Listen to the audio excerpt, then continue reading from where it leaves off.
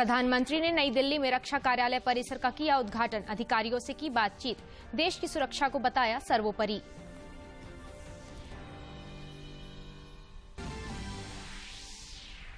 मुख्यमंत्री ने राज्य की जरूरतों के अनुसार योजना तैयार करने पर दिया जोर।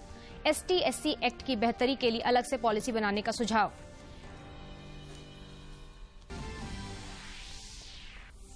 राज्य में कोरोना के मात्र 110 सक्रिय मामले शेष। 24 घंटे में 10 नए संक्रमित मिले, 11 हुए स्वस्थ।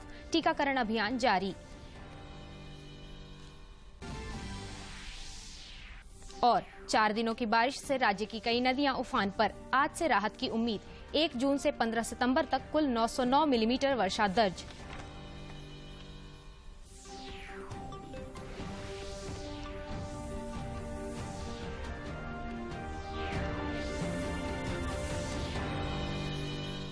नमस्कार, खबरें झारखंड में आपका स्वागत है। मैं हूं कामिनी और समाचारों में आगे बढ़ने से पहले ये संदेश। देश भर में 18 वर्ष से अधिक आयु के सभी लोगों के लिए सरकारी केंद्रों में निशुल्क टीकाकरण अभियान चलाया जा रहा है। दूरदर्शन आप लोगों से अपील करता है कि कोविड रोधी टीका जरूर लगवाएं। कोरोना महामारी के प्रति कोई भी लापरवाही न बरतें। जब तक आवश्यक न हो घर से बाहर न निकलें और इन आसान उपायों का पालन करें। मास्क लगाएं, 2 गज की सुरक्षित दूरी बनाए रखें, बार बार हाथ धोएं और चेहरा साफ रखें। कोविड से संबंधित जानकारी और मार्गदर्शन के लिए राष्ट्रीय हेल्पलाइन काम कर रही हैं। इनके नंबर हैं 011-2397-8046 और 1075। इसके अलावा राज्य हेल्पलाइन नंबर डायल कर 104 समस्या का त्वरित समाधान लिया जा सकता है। और अब समाचार विस्तार से। प्रधानमंत्री नरेंद्र मोदी ने आज नई दिल्ली में कस्तूरबा गांधी मार्ग और अफ्रीका एवेन्यू स्थित रक्षा कार्यालय परिसर का उद्घाटन किया। इस दौरान उन्होंने अधिकारियों से भी बातचीत की तथा उपस्थित लोगों को संबोधित किया। नए रक्षा कार्यालय परिसर में सेना, नौसेना और वायुसेना सहित रक्षा मंत्रालय और सशस्त्र बल के लगभग 7000 अधिकारियों के लिए कार्य करने की जगह उपलब्ध होगी। भवन संचालन के प्रबंधन के लिए एक एकीकृत कमान और नियंत्रण केंद्र की स्थापना की गई है, जो दोनों भवनों की सुरक्षा और निगरानी की भी पूरी जिम्मेदारी का निर्वहन करेगा।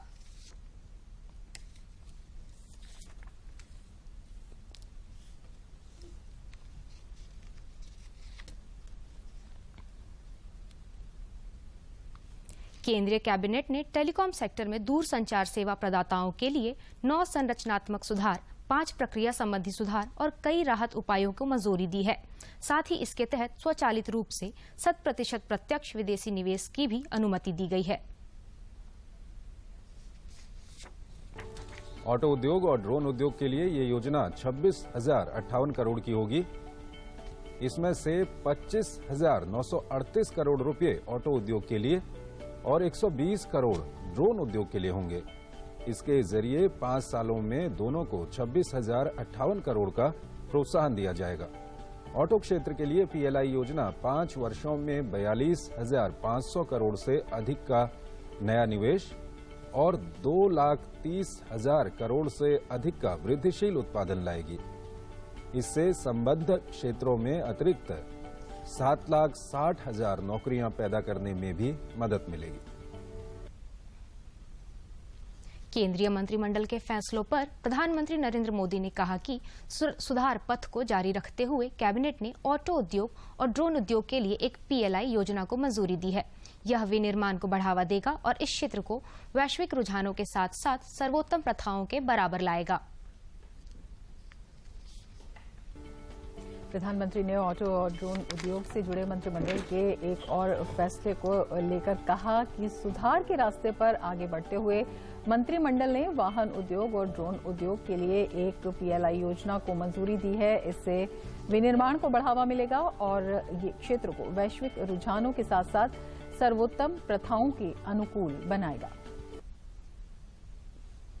मुख्यमंत्री हेमंत सोरेन की अध्यक्षता में कल नीति आयोग के साथ बैठक हुई, जिसमें राज्य के विकास से जुड़े विषयों पर काफी देर मंथन हुआ। 8 सदस्यीय टीम तथा वर्चुअल माध्यम से जुड़े केंद्र सरकार के वरीय पदाधिकारियों के साथ कोयला, ऊर्जा, रेलवे राजस्व, जल संसाधन, खनिज विकास, सिविल एविएशन, जनजातीय मामले, सड़क परिवहन और राष्ट्रीय राजमार्ग से जुड़े विषयों पर विशेष चर्चा हुई। आपको पता है कि इंडस्ट्री को लेकर सरकार ने नई पॉलिसी बनाई है और राज्य में नए उद्योग के साथ साथ छोटे उद्योगों को भी पुनर्जीवित करने का कार्य योजना तेजी से चल रहा है। इस दौरान मुख्यमंत्री ने राज्य की जरूरतों के अनुसार नीति और कार्य योजना तैयार करने पर जोर दिया। साथ ही अनुसूचित जाति और अनुसूचित जनजाति की बेहतरी के लिए अलग से पॉलिसी बनाने का सुझाव दिया। जो राज्य में खनन किए जाते हैं किसी भी क्षेत्र में, उन क्षेत्रों में सोशियो इकोनॉमिक इम्पैक्ट असेसमेंट सर्वे कराने का भी आग्रह किया गया है। मुख्यमंत्री ने बैठक के दौरान कहा कि झारखंड में खनिज आधारित प्रोजेक्ट स्थापित होने चाहिए ताकि इससे राज्य के विकास के साथ यहाँ के लोगों का सर्वांगीण विकास संभव हो सके। उन्होंने खनन क्षेत्रों का सामाजिक, आर्थिक, शैक्षणिक सर्वेक्षण कराने का भी सुझाव दिया। जो केंद्र सरकार ने जो पोर्टल बंद किया है उसको खोलने का आग्रह किया गया है ताकि उन गरीबों को आवास हम लोग उपलब्ध करा पाएं। उम्मीद की जानी चाहिए कि केंद्र और राज्य सरकार के बीच बेहतर समन्वय से प्रदेश के विकास को गति और नई दिशा मिलेगी, जिससे सभी लाभान्वित होंगे। ब्यूरो की रिपोर्ट। मुख्यमंत्री हेमंत सोरेन ने कल Jharkhand state project monitoring group के पोर्टल का ऑनलाइन उद्घाटन किया। इस पोर्टल पर कोई भी विभाग अथवा सार्वजनिक उपक्रम अपने प्रोजेक्ट के आधारभूत संरचना से जुड़े मामलों को रजिस्टर करा सकते हैं।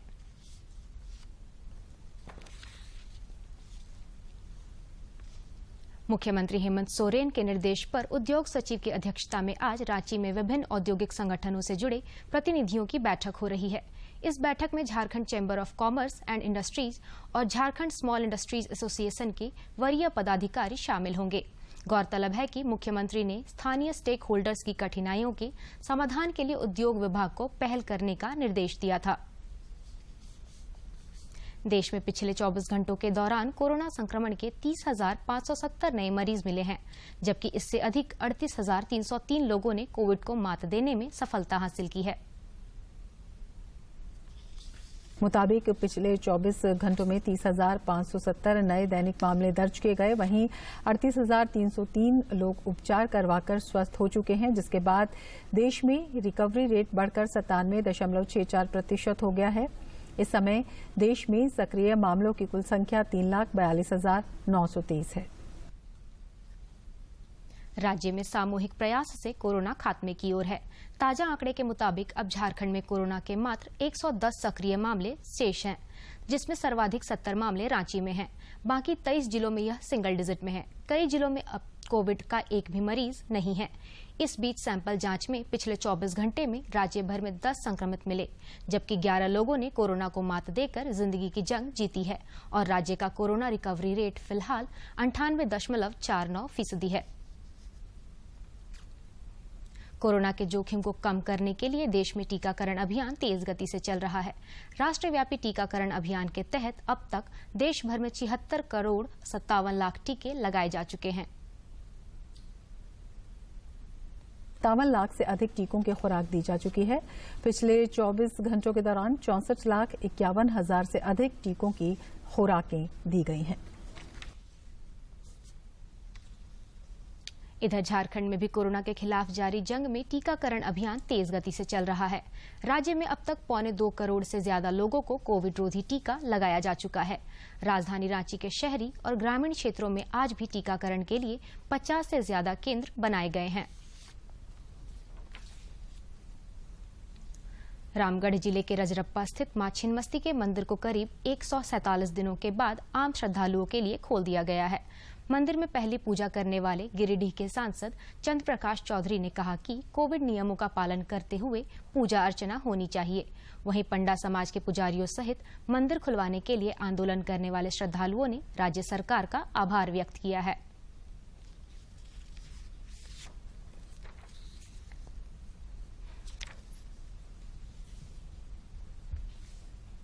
क्षेत्र में जितने भी दुकानदार हैं, व्यवसाय से जुड़े हुए हैं, पंडा समाज है, सभी लोगों को आर्थिक तंगी के कगार पर पहुंच गए थे और खुला और श्रद्धालु के रूप में पहले दर्शन करने का मौका सौभाग्य मिला। पूजा मंदिर तो प्रथम दिन खुला है, श्रद्धालु आ रहे हैं अपना भक्ति और आस्था के साथ।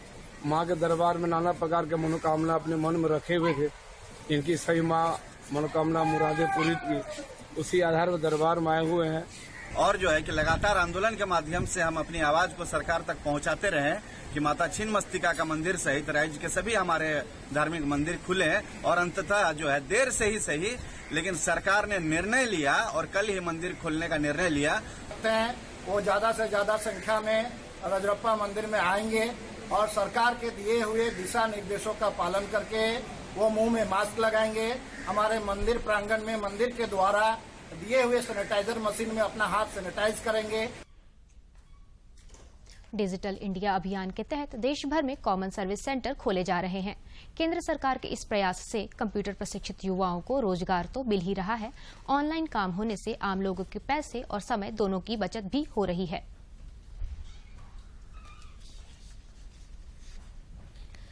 प्रधानमंत्री नरेंद्र मोदी ने जो डिजिटल इंडिया का सपना देखा था वह धीरे धीरे साकार हो रहा है। शहरी इलाकों के साथ ग्रामीण इलाकों में भी अब कॉमन सर्विस सेंटर काम कर रहे हैं, जिससे युवाओं को रोजगार मिल रहा है। इससे बहुत ज्यादा पब्लिक को फायदा होता है। किसी डॉक्यूमेंट्स को ढूंढने के लिए जाना नहीं पड़ता, हमारे सेंटर पे आते हैं 5 से 10 मिनट में हर एक चीज, हर एक जानकारी और किसी भी तरह का वो इन्फॉर्मेशन लेना चाहता है हम लोग उपलब्ध करा देते हैं। रांची के डोरंडा स्थित कॉमन सर्विस सेंटर के संचालक परवेज आलम बताते हैं कि कॉमन सर्विस सेंटर के माध्यम से प्रधानमंत्री आवास योजना, जन्म मृत्यु प्रमाण पत्र और कई तरह के प्रमाण पत्रों को आसानी से प्राप्त कर सकते हैं। और इसमें हमारे सेंट्रल गवर्नमेंट का, हमारे बीजेपी सरकार या हमारे मोदी जी का जो बहुत बड़ा योगदान है और डिजिटल योजना की जो किए हैं, डिजिटल इंडिया जो किए हैं, उसका लाभ पब्लिक को मिलता है। कॉमन सर्विस सेंटर का फायदा बड़े पैमाने पर स्थानीय लोगों को मिल रहा है। लोगों का कहना है कि डिजिटल तकनीक होने से दफ्तर के चक्कर लगाए बिना काम आसानी से हो जाता है।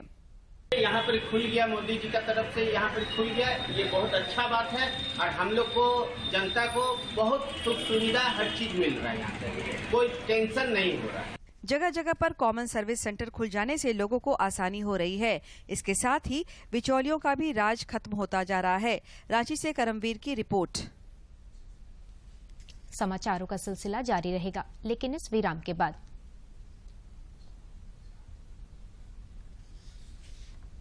अरे हरी भाई, कहाँ भागे जा रहे हो? तेरी भौजी को दर्द उठ गया है, दाई लाने जा रहा हूँ। दाई?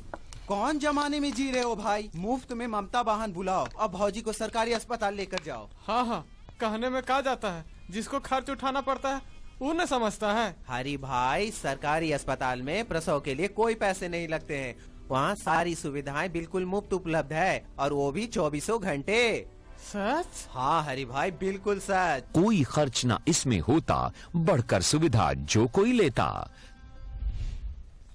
आज जो माहौल है, 4 बातें खासकर इसमें ध्यान देने की ज़रूरत है। पहला ये कि हमेशा मास्क का इस्तेमाल करें, हाथों का सैनिटाइज करें, 2 गज की डिस्टेंसिंग मेंटेन करें, वो वैक्सीनेशन, ये सबसे ज़्यादा ज़रूरी है कि हर जो झारखंडी है वो अपने आप को वैक्सीन जल्द से जल्द लेकर के अपना टर्म्स आते साथ उसको करें। और यही एक तरीका है जो हम पूरे झारखंड को कोविड के जो है उससे हम पार लग सकेंगे और उससे सक्सीड कर सकेंगे।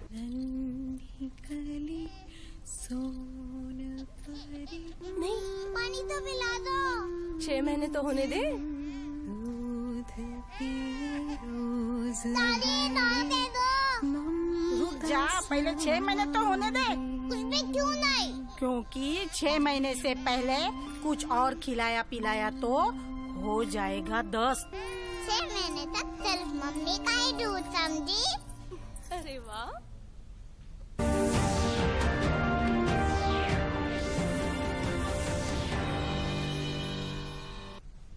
राष्ट्रपति रामनाथ कोविंद ने कल रांची स्थित रिम्स की स्टाफ नर्स असीशन कुल्लू समेत कुल 51 नर्सिंग कर्मियों को वर्चुअल माध्यम से राष्ट्रीय फ्लोरेंस नाइटिंगेल पुरस्कार प्रदान किए।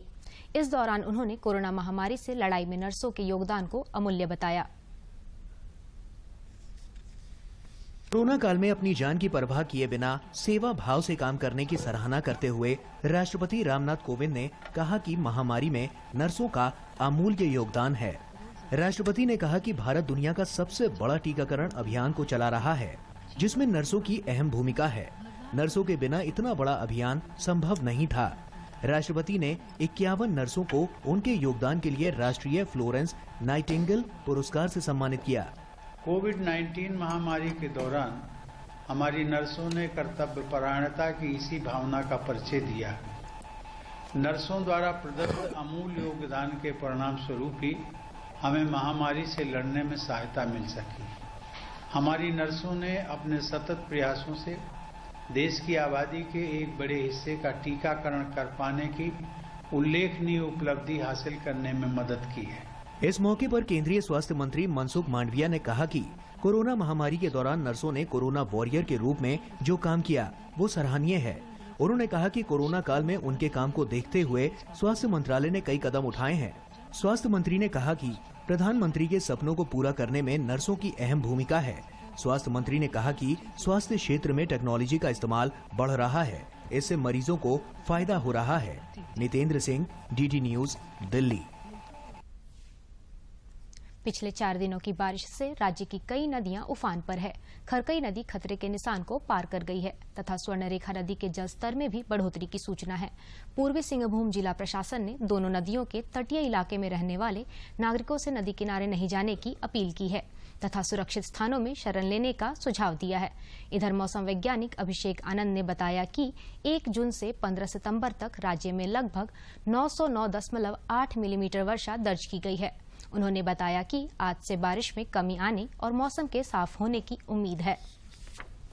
तो अभी जो बारिश हुई है उससे काफी अच्छा अनुकूल प्रभाव पड़ा है जो मानसून की स्थिति में, और अभी तक जो एक्चुअल रेनफॉल है 1 जून से लेके 15 सितंबर तक वो 909.8 मिलीमीटर रिकॉर्ड किया गया है। चतरा में मूसलाधार बारिश के बाद गेरुआ नदी में आए बाढ़ में फंसे ट्रैक्टर चालक और एक मजदूर को स्थानीय 2 युवकों ने अपनी जान जोखिम में डालकर कल देर शाम सुरक्षित बाहर निकाला। चतरा में मूसलाधार बारिश के बाद गेरुआ नदी में आए बाढ़ में ट्रैक्टर चालक व एक मजदूर फंस गए थे। ग्रामीणों द्वारा करीब 3 घंटे तक चलाए गए राहत व बचाव कार्य के दौरान टंडवा निवासी कृष्णा गुप्ता व गणेश हलवाई ने अपने दोस्तों के साथ मिलकर पानी की तेज धार में उतरकर रस्सी के सहारे ट्रैक्टर चालक और मजदूर की जान बचाई। राहत व बचाव कार्य को सफलतापूर्वक अंजाम देने वाले इन युवकों की हर ओर चर्चा हो रही है। चतरा के पुलिस अधीक्षक राकेश रंजन ने बहादुर युवकों की प्रशंसा करते हुए उन्हें प्रशस्ति पत्र देकर सम्मानित करने के साथ साथ उनका नाम प्रधानमंत्री जीवन रक्षा पदक के लिए भी भेजने की घोषणा की है। टंडवा में नदी का पानी काफी ज्यादा उफान पे था और उसमें एक ट्रैक्टर जो है वो बह गया था और ट्रैक्टर के ऊपर 2 लोग किसी तरीके से अपनी जान को बचाने का प्रयास कर रहे थे और फंसे हुए थे। उसी में टंडवा के 2 स्थानीय युवकों द्वारा काफी हिम्मत दिखाते हुए उन लोगों को बचाया गया और बचा के निकाला। निश्चित रूप से जिस विकट परिस्थिति में दोनों युवकों ने साहस का परिचय देते हुए बाढ़ में फंसे चालक और मजदूरों के प्राणों की रक्षा कर उनके परिवार को खुशियां लौटाई हैं, वो काबिले तारीफ है। चतरा से अशोक तुलसियान की रिपोर्ट। झारखंड लोक सेवा आयोग की ओर से आयोजित सिविल सेवा परीक्षा के कट ऑफ डेट मामले की शीघ्र सुनवाई के लिए सर्वोच्च न्यायालय में हस्तक्षेप याचिका दायर की गई है। प्रार्थी रानी कुमार समेत अन्य की ओर से दायर स्पेशल लीव पिटीशन के तहत आईए दायर की गई है, जिसमें कहा गया है कि जेपीएससी 7वीं, 8वीं, 9वीं और 10वीं संयुक्त सिविल सेवा परीक्षा के कट ऑफ डेट को लेकर दायर याचिका पर शीघ्र सुनवाई की जाए। गौरतलब है कि यह परीक्षा 19 सितंबर को आयोजित की गई है। पलामू के प्रमंडलीय आयुक्त जटाशंकर चौधरी ने शिक्षा विभाग की समीक्षा बैठक में अधिकारियों को प्रमंडल के स्कूलों में कक्षा 1 से 12वीं तक में अध्ययन कर रहे सभी वर्ग के विद्यार्थियों को मुख्यमंत्री छात्रवृत्ति योजना का लाभ दिलाने का निर्देश दिया है। उन्होंने मुख्यमंत्री छात्रवृत्ति योजना को लेकर गंभीरता जताते हुए योग्यताधारी विद्यार्थियों को शीघ्र लाभ देने का निर्देश दिया है।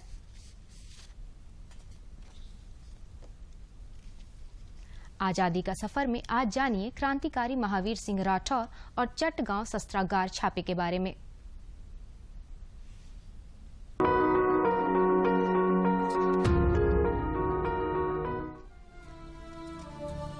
आज ही के दिन 1904 में क्रांतिकारी स्वतंत्रता सेनानी महावीर सिंह राठौर का जन्म उत्तर प्रदेश के एटा जिले में हुआ था।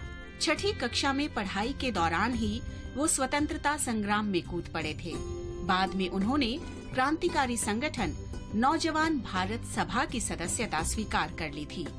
राठौर ने भगत सिंह, बटुकेश्वर दत्त और दुर्गा देवी को लाहौर के मौजांग हाउस से फरार होने में मदद की थी। उन्हें दूसरे लाहौर षड्यंत्र मामले में गिरफ्तार किया गया था। जेल में बंद कैदियों के साथ अंग्रेज सरकार की बदसलूकी के विरुद्ध हुई 1933 की उस भूख हड़ताल में भी राठौर ने हिस्सा लिया था। इसी भूख हड़ताल के दौरान अंडमान की सेलुलर जेल में उनका निधन हो गया। राठौर के पिता देवी सिंह ने एक बार कहा था, आपका देश के लिए लड़ना ये साबित करता है कि आपने दिल से गुलामी को स्वीकार नहीं किया है। अब जब आप स्वतंत्रता की राह पर हैं, तो पीछे मुड़कर न देखें और अपने साथियों को कभी धोखा न दें। 16 सितंबर तारकेश्वर सेन गुप्ता की भी पुण्यतिथि है। उन्होंने चटगांव शस्त्रागार छापे में भाग लिया था। 30 के दशक के मध्य में बंगाल में क्रांतिकारी सक्रियता चरम पर थी। चटगांव शस्त्रागार छापे से लेकर राइटर्स बिल्डिंग पर आक्रमण की घटनाओं से ब्रिटिश राज स्वयं को असहज महसूस कर रहा था। भारतीय क्रांतिकारी आंदोलन के इतिहास में सबसे साहसी कृत्यों में से एक चटगांव शस्त्रागार छापे थे। 18 अप्रैल 1930 को 63 लोगों की एक टोली ने चटगांव जिले में पुलिस और सहायक बलों के शस्त्रागार पर छापा मारा और इसे ब्रिटिश नियंत्रण से आजाद कराकर भारतीय ध्वज फहरा दिया। इस टोली के सदस्यों में अधिकतर सूर्य सेन के नेतृत्व वाले किशोर शामिल थे। चटगांव के क्रांतिकारी भले ही अपने तात्कालिक उद्देश्य में विफल रहे, लेकिन उन्होंने युवाओं को प्रेरित करने में बहुत मदद की। इसके बाद कड़ी पुलिस कार्रवाई के दौरान कई क्रांतिकारियों को हिरासत में लिया गया। उनमें से कुछ को खड़गपुर के पास हिजली हिरासत शिविर में रखा गया। हिजली हिरासत शिविर एक 2 मंजिला विशाल इमारत थी, जिसके बीचों बीच एक टावर था। इस बिल्डिंग में 2 गेट थे। शिविर के चारों तरफ 10 फुट ऊंची दीवार और कांटेदार बाड़ थी। यहाँ से भागना असंभव माना जाता था, फिर भी 3 क्रांतिकारी भागने में सफल रहे। इसके बाद अंग्रेजी प्रशासन ने शिविर की सुरक्षा और कड़ी कर दी। 16 सितंबर 1931 को सुरक्षा कर्मियों के एक दल ने गोलियां बरसाईं और अपने राइफल के हत्थे से कुछ कैदियों का सर फोड़ दिया। इसी घटना में यहाँ बंद स्वतंत्रता सेनानी तारकेश्वर सेन गुप्ता और संतोष मित्रा की भी गोली मारकर हत्या कर दी गई। इससे वहाँ बंद कैदी हैरान रह गए और उनमें से एक हिमांशु बसु ने दोनों पीड़ितों का पेंसिल स्केच बनाया और उसे आनंद बाजार पत्रिका के संपादक को भेज दिया। ये खबर मिलते ही जतीन्द्र मोहन सेन गुप्ता और नेताजी सुभाष चंद्र बोस क्रांतिकारियों के शव लेने हिजली पहुँचे। कलकत्ता में क्रांतिकारियों की शव यात्रा के दौरान उन्होंने बड़ा जुलूस निकाला। क्रांतिकारियों के निधन से निराश होकर कवि रविंद्रनाथ टैगोर ने प्रश्नो शीर्षक से मशहूर रचना लिखी थी। भगवान तुम्हें जुगे जुगे दूत पाठाएছো बारे बारे दयाहीन संसारे। तारा बोले गेल क्षमा करो सबे, बोले गेल भालोबासो, अंतर हते विद्वेष बेश नाशो, बरणीय तारा स्मरणीय तारा, तबुओ बाहिर तारे आज दुर्दिने फिरानो तारे व्यर्थ नमस्कार। क्या आप जानते हैं कि देश का पहला आईआईटी यानी आईआईटी खड़गपुर इसी डिटेंशन कैंप में बना है। 16 सितंबर सन 1932 को महात्मा गांधी ने भारत की निर्वाचन प्रणाली को जाति के आधार पर अलग करने के ब्रिटिश सरकार के फैसले के विरोध में पुणे की यरवदा जेल में भूख हड़ताल शुरू की। इंग्लैंड में गोलमेज सम्मेलन से लौटने के बाद सविनय अवज्ञा आंदोलन शुरू करने की वजह से उन दिनों वो गिरफ्तार थे। सितंबर 1932 में गांधी जी ने घोषणा की कि वे दलितों के लिए अलग निर्वाचक मंडल के ब्रिटिश सरकार के कदम के विरोध में आमरण अनशन शुरू कर रहे हैं। गांधी जी का मानना था कि इससे भारतीय समाज स्थायी रूप से बंट जाएगा, जो बेहद गलत होगा।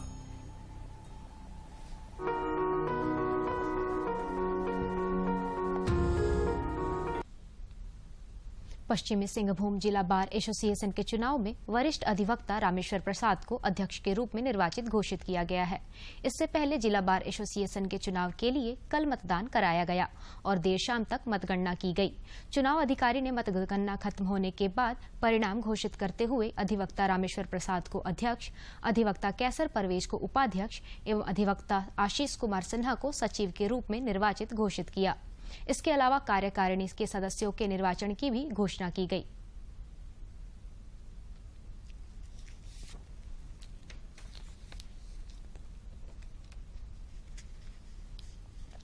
कोडरमा जिले के उपायुक्त आदित्य रंजन की अध्यक्षता में कल बुनियादी साक्षरता एवं संख्यात्मक समग्र मिशन विषयक उन्मुखीकरण प्रशिक्षण कार्यक्रम का आयोजन किया गया। सभी प्रतिभागियों को निपुण भारत मिशन पर विस्तृत जानकारी दी गई। इस दौरान बताया गया कि कक्षा 3 या 3 से 9 वर्ष आयु वर्ग के बच्चों के लिए एक ऐसा सुखद वातावरण निर्माण करना है जिसमें बुनियादी संख्यात्मक ज्ञान को विकसित किया जाए। चक्रधरपुर रेल मंडल मुख्यालय में कल मंडल रेल उपभोक्ता सलाहकार समिति की बैठक डीआरएम विजय कुमार साहू की अध्यक्षता में हुई। बैठक में मझगांव विधानसभा क्षेत्र के विधायक नीरल पूर्ति समेत अन्य सदस्य शामिल हुए। बैठक में नई ट्रेनों के परिचालन, ट्रेनों में कोच बढ़ाने, ट्रेनों के फेरे बढ़ाने, रेलवे ओवरब्रिज निर्माण, विभिन्न स्टेशनों में ट्रेनों का ठहराव, पेयजल सुविधा, शौचालय की व्यवस्था करने सहित अन्य यात्री सुविधाओं पर विचार विमर्श किया गया। प्रधानमंत्री नरेंद्र मोदी आगामी 26 सितंबर को आकाशवाणी से मन की बात कार्यक्रम में देश विदेश के लोगों के साथ विचार साझा करेंगे। प्रधानमंत्री ने इस कार्यक्रम के लिए उन विषयों पर लोगों के विचार आमंत्रित किए हैं जिन पर चर्चा की जानी चाहिए। लोग नमो ऐप या माई जीओवी ओपन फोरम पर विचार या सुझाव भेज सकते हैं। वे टोल फ्री नंबर 1800-11-7800 पर फोन कर हिंदी या अंग्रेजी में प्रधानमंत्री के लिए संदेश रिकॉर्ड भी करवा सकते हैं। इसके लिए फोन लाइन 24 सितंबर तक खुली रहेंगी। लोग 1922 पर मिस्ड कॉल देकर एसएमएस से प्राप्त लिंक को फॉलो कर सीधे प्रधानमंत्री को भी सुझाव भेज सकते हैं। और अंत में मुख्य समाचार एक बार फिर।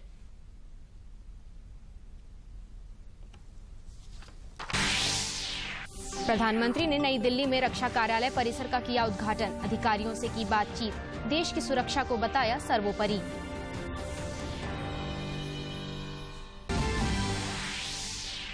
मुख्यमंत्री ने राज्य की जरूरतों के अनुसार योजना तैयार करने पर दिया जोर। एसटी/एससी की बेहतरी के लिए अलग से पॉलिसी बनाने का सुझाव।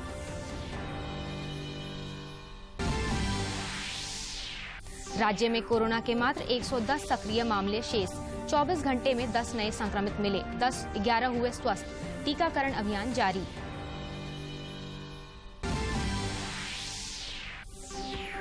और 4 दिनों की बारिश से राज्य की कई नदियां उफान पर। आज से राहत की उम्मीद। 1 जून से 15 सितंबर तक कुल 909 मिलीमीटर वर्षा दर्ज।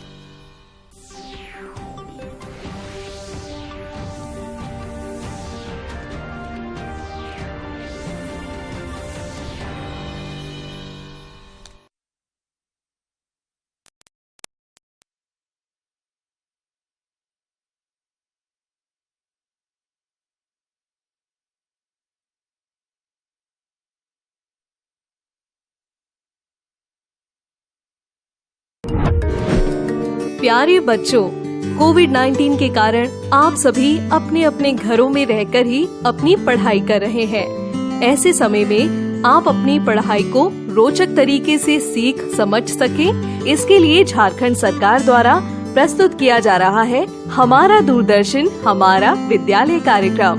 इसके माध्यम से आप प्रत्येक दिन सोमवार से शुक्रवार तक पूर्वाह्न 10 से 12 तथा अपराह्न 1 से 2 बजे तक अपनी अपनी कक्षाओं के अनुरूप कार्यक्रम देख सकेंगे। अब पढ़ाई नहीं रुकेगी।